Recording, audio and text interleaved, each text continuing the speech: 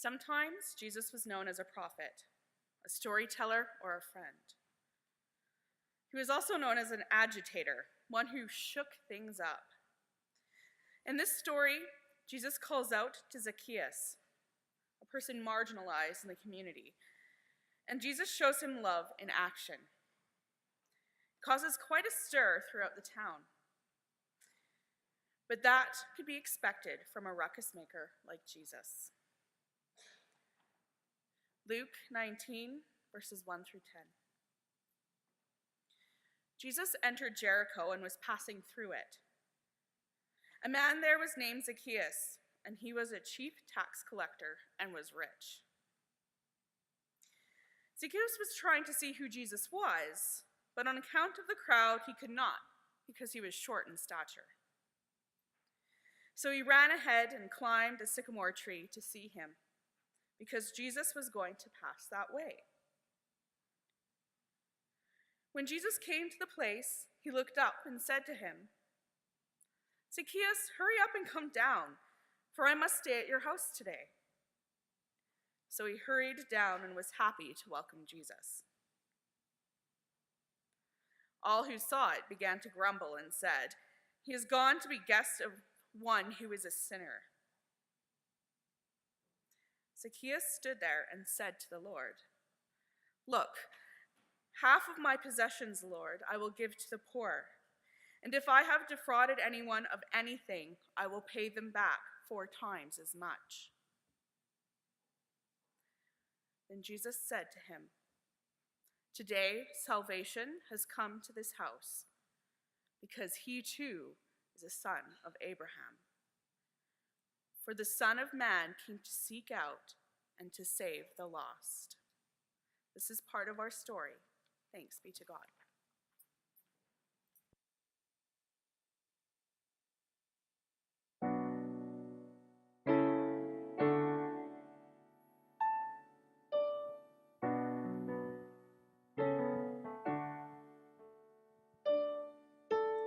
This is the sound of one voice, one spirit, one voice, the sound of one who makes a choice. This is the sound of one voice. This is the sound of one voice.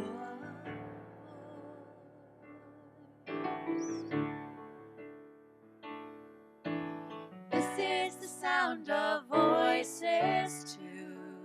The sound of me singing with you, helping each other to make it through. This is the sound of voices too. This is the sound of voices too.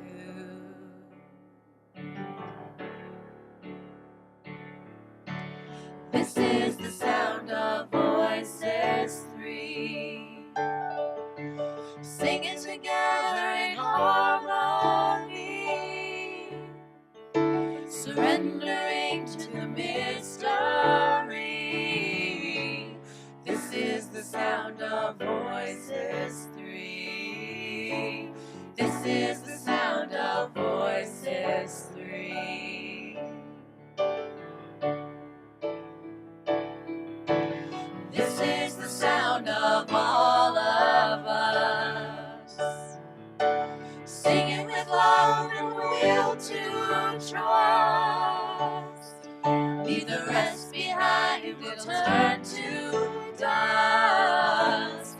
This is the sound of all of us. This is the sound of all of us.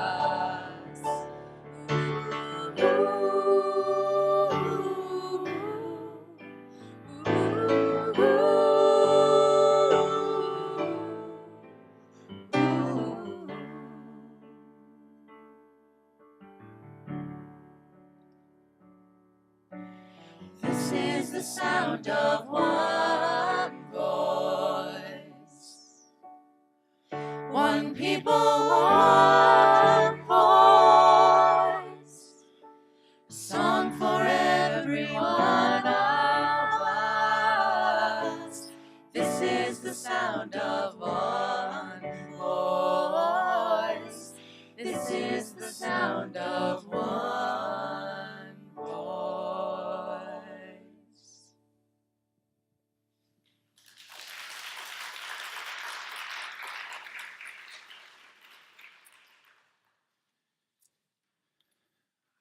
I have a super long sermon,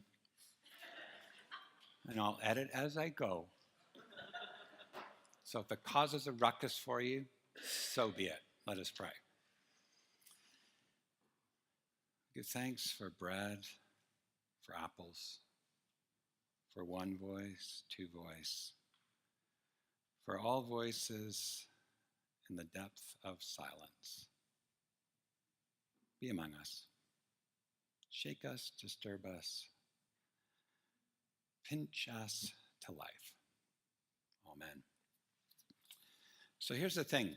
A few years ago, I went to a preaching conference in Chicago. We got there on a Saturday night, and we were thinking, where are we going to go tomorrow? And one of the guys I was with heard about a guy named Jeremiah Wright. And Jeremiah Wright was a famous black preacher in south side of Chicago, the town of Bad Leroy Brown, right? So we decided that we would try to go there and see Jeremiah, who incidentally is Obama's minister, the one he pushed aside when he was running to be president. So we decided we'd go down to this place. I went to the website. There was no time, so we thought, well, take a shot. It's got to be around 9:30. That's what church does, right? So we get down there, and we pull up in front of the church, and there are security there. And there's tons of cars, and we're like, what's going on? And so we got to our front, three white guys from Ontario. And he says, you got to move. We're like, what do you mean? We're coming to church. No. Church is just getting out. It's 9:30. What time did they come in? They were here at 7. How many people? 2,000 people are there, the guy says. And I'm thinking, we can't get 20 people out on Easter morning. And they got 2,000, right? So he says, you got to just come back at 11 o'clock. And we're like, what do we do? He says, well, there's a McDonald's down the road. So we decide we go to the McDonald's. We go down to the McDonald's, and we're sitting there and having our breakfast. I don't go there very often.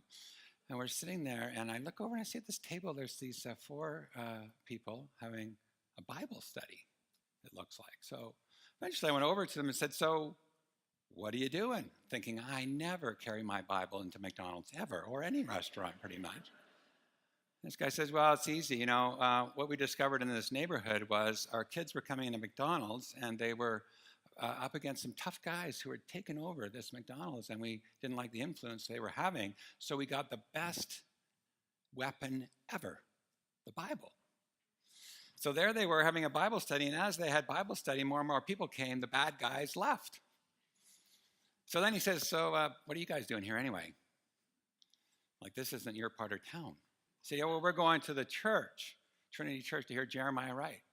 And a guy pops up out of his seat, and he says this, he'll insult you. I hope he does. I said, what do you mean? He said, he's going to insult you, and I hope he does. Talked a bit more, and we went down to the church, and sure enough, when you walk right in the door, there's a sign that says, unapologetically Christian, unashamedly black. That's who we are. And then you go to the worship, and it took 20 minutes for the choir to get from the back of the church to the front of the church in a beautiful garb, African garb. Service was 2 hours, and he insulted us at every turn. He talked about how it was wrong that the United States was invading Iraq. He talked about how men were abandoning their families and not raising their children in that community. He talked about how education in that community is so important to get ahead. At every turn, he poked and prodded and insulted us to see things differently. Insult you. I hope he does. It was one of the most amazing church mornings I've had in my life. Have you ever considered that you should be insulted at church? Now, the word insult means to leap to. So it's not just throw crap at you. It's about inviting you to leap in a new way. To insult is to move forward in a new way. And I reckon that good religion should disturb in some way. That in some way the gospel or the prophetic word comes alive in a way that causes you to think differently, look differently, be differently, look in a mirror differently, and a ruckus happens within us that changes us in some way. It should disturb, overturn, and challenge us to not just look out at other people, but have a regular look inside at who we are and what's going on, as Tim suggested earlier. Now, as a 9 on the Enneagram, a peacemaker, I want to walk around and just say, oh, everybody get along. I know that about myself, but I've come to learn as a peacemaker that actually stepping into conflict brings an inner strength and actually transformation of myself. So it's not all let's hold hands and sing kumbaya. It's actually rather being willing to step into uncomfortable places. When I first began my theological ministry, I thought that was the only way to go about it. I was involved in walks and letter campaigns and protests and boycotts, and all of these things matter, and they do create a ruckus. But as I get older, I'm realizing that ruckus has an origin, if we're doing it right, deep in our soul. Something is disturbed, and we speak from our soul in some way. But I have to confess, I've been a wimp lots in my life. And here's a good example 10 days ago, a beautiful Saturday afternoon. I said, Dan, I'm going for a bike ride. I was down on the path, going down every corner, and I was just over here at 10th Street. And just in front of me, a man punched his kid and said, I told you to get the F out of the way. And I rode by. I stopped my bike. I turned around as I watched him yell at this kid who had fallen, his son. And then he looked at me and he said, and what the F are you doing? Get out of here. And I stood for a brief moment and I rode away. I don't know if I did the right thing or not. Should I have stepped in and said, or was it enough to have him witness that somebody else saw this horrific thing? Did the kid get beaten worse when he got home? Or did that man suddenly realize that he had done something wrong and he needed a timeout? I don't know. I'm ever hopeful that stopping in silence and witnessing was enough to create a ruckus of change and transformation in that situation. Or I really effed up. I didn't step in. I was wishing I was 6'5" and 250 pounds. Would you have done it? I don't want to know. But here's the thing, hey. Things we do in life cause a ruckus. It can happen in all kinds of different ways. It can be maybe when you came out to your family. You said, this is who I am. It may have been when you created a ruckus in your relationship, when you said you've got to break it off. It might have been when you created a ruckus on Facebook by challenging a narrow political view. It may have been a ruckus when at your workplace you said, that's not right. That's not fair. It might have when you wrote a letter to a politician or a community leader about what needs to change, and you know it wasn't popular, yet you wrote anyway. Might have been when you walk in a gratitude walk as you're invited on Thanksgiving weekend. It might have been when you stood up and said, this is not right. Or it might have been when you silently stood as witness. If you haven't created a ruckus in your life, you're in deep trouble. Because good religion or good living invites us to pay attention and create ruckus. I had coffee with a woman this week who told me she created a ruckus in her family when she came out to her family that her father had sexually abused her. In protection of her children, she had to speak to her father and mother about this issue, and everyone pushed her aside and blamed her for the breaking of the family. Sometimes ruckus means we're going to shift the verb in a way that means things won't be the same ever again. Ruckus happens is a new bumper sticker I'm thinking Hillhurst could make. and sell. Forget the shift happens. How about ruckus happens? How about that? How about that? There's an article written that somebody sent me from the New York Times. It says, "What religion would Jesus belong to?" And it's a great story. It says, Jesus never mentioned gays or abortion, but focused on the sick and the poor, yet some Christian leaders have prospered by demonizing gays. Muhammad raised the status of women in his time, yet today some Islamic clerics bar women from driving or cite religion as a reason to hack off genitals of young girls. And Buddha presumably would be aghast at the apartheid imposed in Myanmar. Our religions, Brian McLaren says, stand for the very opposite side of their founders. It goes on, and I won't read it to you now. If you come at 10:45, you got to sit through the whole thing. But what he says is this: what would it mean for Christians to rediscover their faith not as a problematic system of beliefs, but a just and generous way of life rooted in contemplation and expressed in compassion?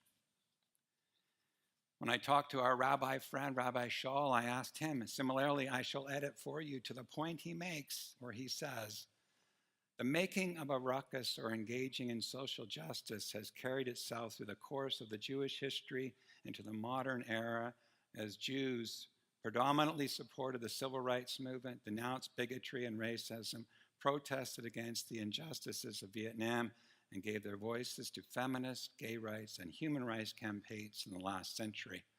But the greatest call of the Jewish people is to a movement called Tikkun Olam, which means the repair of the world. That the Jewish ethic is to be about the repairing of the world. I read a fabulous book called A New Kingdom that talks about this. The religious world talks about covenant. And in covenant, when we come to this place, we hear about relationships and compassion and working together and win-win situations. And yet we live in a contract world that is tit for tat. I earned it. It's mine, individual rights. And it's this competing voice of the religious ethic of covenant and the global community of competition that is ripping us apart person by person as we move away from covenant and into contract instead of blending the two we need, both covenant and contract, in the living of our life. Well, the central founder of the Christian tradition, our stained glass windows and the stories you heard earlier, was a ruckus maker. If he had a job description and he forgot, he looked in his wallet and said, create a ruckus, because just about everywhere he went, he created a ruckus. Whether it was the temple where he overturned tables or the people arguing about who is better and who is greater, and instead of saying it's you as he bent down and picked up a child. When people were ready to throw the stones at the one caught in adultery, he's the first one to say, okay, whoever's without sin, you throw the first stone. At every turn, the person of Jesus was someone who created a ruckus. And so we hear the story of Zacchaeus, who is pushed aside by everybody in his community, who's seen as an outsider, who's seen as a sinner, who when he hears Jesus is coming to town, climbs up on a chair that's handily placed before him to peek at the person coming to down, the person of Jesus, thinking he's not going to be seen, but is suddenly seen by Jesus, who says, Zacchaeus, out of the tree, I'm eating at your place tonight. And everyone looks and says, that guy? The guy that never goes to church, the guy that's got booze in his breast, the guy that's got so much money taking it from the poor, you're going to his house? And Zacchaeus comes down and says his business deals have been this, and if anything's gone awry, I will repay it fourfold. And Jesus just says this to him: salvation's come to your house, man. Salvation means to be repaired, tikkun olam, to heal relationships that are broken, and invite people to the truth that is the core of each and every one of us. Salvation means salve, healing, new beginning. That's what the person of Jesus was about. inviting each one to that truth. So as you think about the ruckus people in your life, is it Martin Luther King, Nelson Mandela, Rosa Parks, Pam Rocker, Tommy Douglas, Mother Teresa, Lois Wilson, Margaret McQuiston, Greg Powell, your mother, your father, your brother, your sister? Who has created a ruckus in your life that disturbed you and changed you and transformed your heart, body, mind, and soul? I think ruckus is what we're about. And I tested it out this week. I walked in and I went into Starbucks and I thought, you haven't written a letter to the editor lately, John. And I literally picked up the Herald, which I do not read, frankly, but I do sometimes before I go. And I picked it up and I thought, here's the thing. There's some turkey in the city who thinks bike lanes are bad. And I'm going, I hate that. Then I had to step back. And I go, why do you dislike this? What is it about this guy saying Hummers rule that really gets you? So I sat down and without thinking about it, I wrote it whether it would ever get printed, but here it was. In 1983, as part of my around the world travel, I was in Tiananmen Square, China. The square was filled with bikes, walkers, and the occasional black government limo. People actually paid cash to have their picture taken in a car because it was a novelty. Now the square is packed with cars, pollution, and few bikes ushered to the side so that cars can dominate. Their pollution problem causes immense health concerns and global repercussions. They will revert back, I am sure. They mistakenly saw the car as civilized, prestigious, and a sign of achievement. Now we're making bike lanes to improve health, encourage better climate, and we recognize cars' limitations, i.e. traffic problems.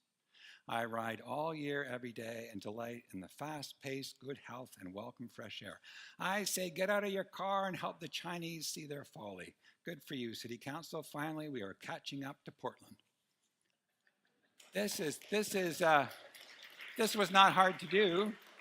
It's nothing great. It's nothing great.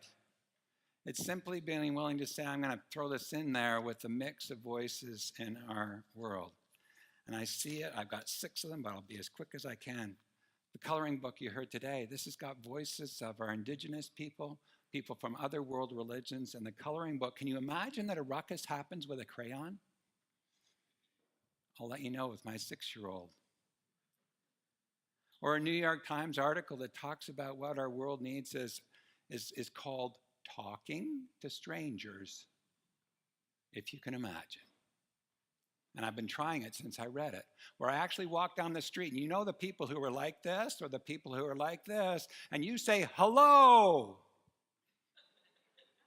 And that's all you say.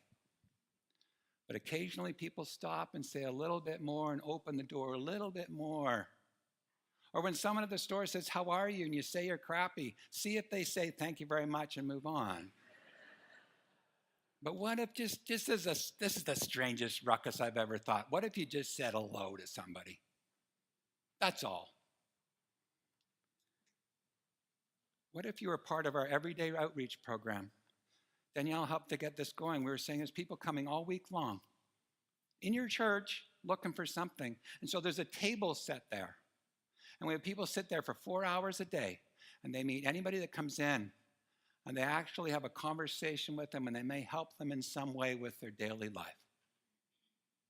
I saw it one Sunday. I was embarrassed. Church was all over. We'd finished setting up the tables, and I'm climbing up the stairs to go to my office. And this woman with spiked hair and tattoos all over her comes climbing up the stairs, and I think, I say to myself, here goes another person. She says, excuse me, sir, I'm looking for something, and I'm about to go, okay, we can help. She says, I'm looking for a Bible. I was like, I hope we can find one for you. But isn't it funny how we judge certain people? And here's this person, what she wants is a Bible. Today at McDougall United Church, Reverend Joanne Anquist will lead with Pam a conversation on affirming at their church, and we hold them in our prayers because we know that for some is not important. For some, it is life and death of being part of a religious community, where we, through Ruckus, say all are welcome, whoever you are, wherever you're at in this place. Finally, I want to end this with this what-if question. Do you know the story that after the apartheid South African community gathered for the Truth and Reconciliation Commission? And people were gathered to come and tell their stories. And on one occasion, a person was telling a particular story that was causing them to weep and break down. And Desmond Tutu, who was in the room, started singing a hymn to which everybody started to join in. And the judge said, "Bishop Tutu, this is a civil court and there's no place for religious songs." And Tutu replied, "This may be a civil court, but these are sacred people." Even a song can cause a ruckus, hey? Here's the thing I invite you to consider as Tim set up this image. You are loved deep at your core. Never forget that. And it's from that core that we don't go against the things we don't like. It's a step inside to our soul. And it's from that place that we're not against something, but we are for something. And that forness will guide you because it is love, and it is peace, and it is justice. And it's at your core. May you and I discover it and dare to live it. May it be so. Amen.